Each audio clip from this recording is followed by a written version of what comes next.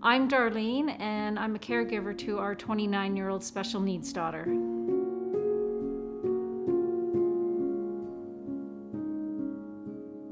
When our daughter was born, we already had a 10-year-old son, so we had experienced the normalcy, if you can say that, of parenting a child, and then we're thrown into this special needs world where we had no experience whatsoever. And it changes your life. There was a grief process. I could even say I'm still going through it in different aspects of her life, but at the beginning, you do have grief. You don't have a typical child. She may not go to a typical school. She may not have friends. She's not going to have a boyfriend. She's not going to get married. These are all things that we have to grieve about daily, weekly, monthly, yearly. There's still milestones that our other children are going through that she's not going to go through. So the grief is still there.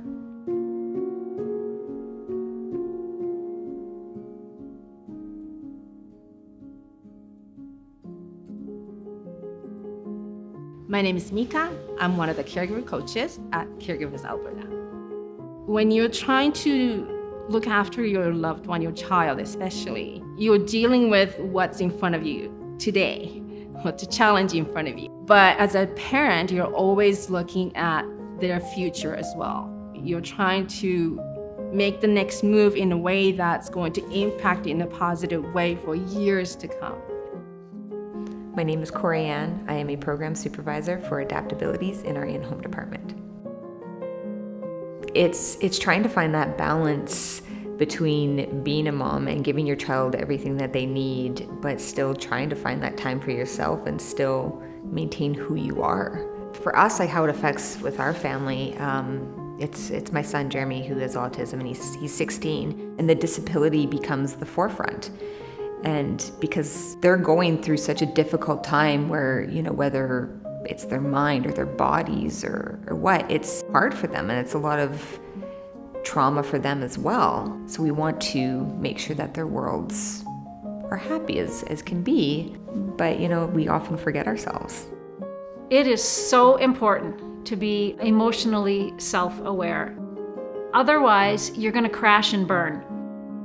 When I feel all of those emotions coming, I just don't fight it anymore. I work through it a little bit at a time until it's more manageable, and then life carries on. Life has to carry on. Offer yourself some time to address your basic needs, your self-care. And it's not just sleep and balanced diet and fluids and all that, but more about what you're experiencing, your feelings. Accept where you are at today and honor what you're experiencing. Managing my grief is something that I have had to learn along the way. I did fight it very much at the beginning. I was going to be that strong person. I wasn't going to grieve. I wasn't going to let it get me. Once I did let it settle in with me and I had my moment, then I could begin to accept it and understand it. I think this type of grief is going to be here for as long as I'm here, because she is ever changing, and moments are going to come along and I'm going to go, wow, she doesn't get that. She doesn't get to experience that. And I just grieve, I just feel, and then I can just move on.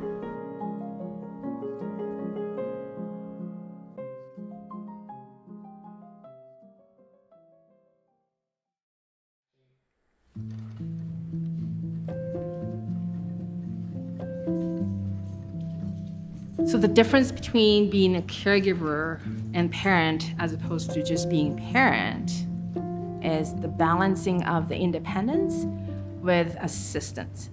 So in a way that your child is going to grow up being self-reliant. It's really hard because you don't want to restrict them. You want them to have the best life that they can and to feel as normal and like everybody else as they can. But you got to protect them in a way that you don't have to with your other kids. Many of the clients that I've encountered talked about how They're so frustrated because some of the strategies that worked yesterday or last week may not necessarily work today. And it gets very frustrating because you don't know what you're up against today. Some of the strategies that we have always had for our daughter, first of all, we did want her to live with us, but as our boys got older and moved out, we realized that that was something that was important to her as well, that she wanted to live on her own, because when her brothers did move out, she kept saying me. So we figured she wanted a place of her own. So we packed up our home of 21 years and we moved over into this house. We have built a suite for her. She lives downstairs with 24/7 care. So we've given her the dignity to be on her own. Also given ourselves back some of our life.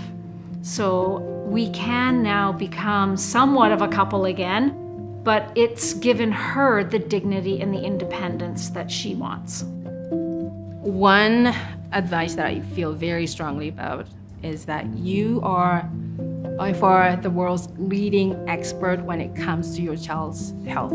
Yes, you work with a whole team of specialists and therapists who have very strong generalized knowledge in the condition that your child might have, but you are by far the expert.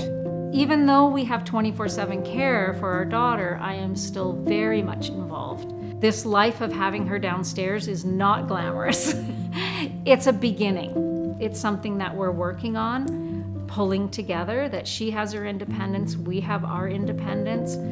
I'm still very much a caregiver, but I'm handing the role over to support workers that I'm trying to teach them how to be caregivers as well, so that I can prioritize my own life, my own relationship with my husband. It takes time, but we're getting there.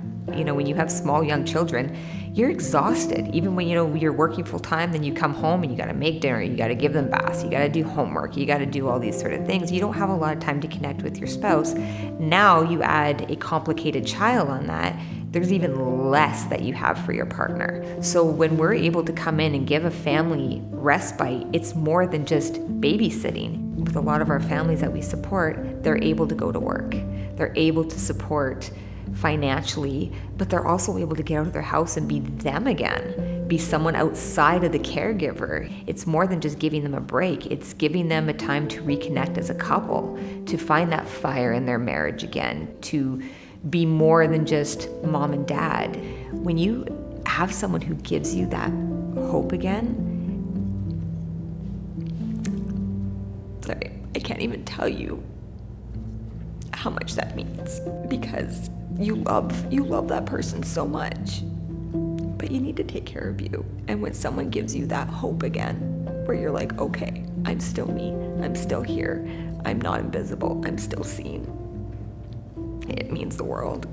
There are support groups out there that are condition specific, and we also have caregiver support groups that's not condition specific, but there are common experiences and feelings that they deal with and they struggle with. A lot of parents do connect and find themselves acknowledged, and they feel that, oh, I'm not alone. So there's support out there. Trust your heart, honor yourself.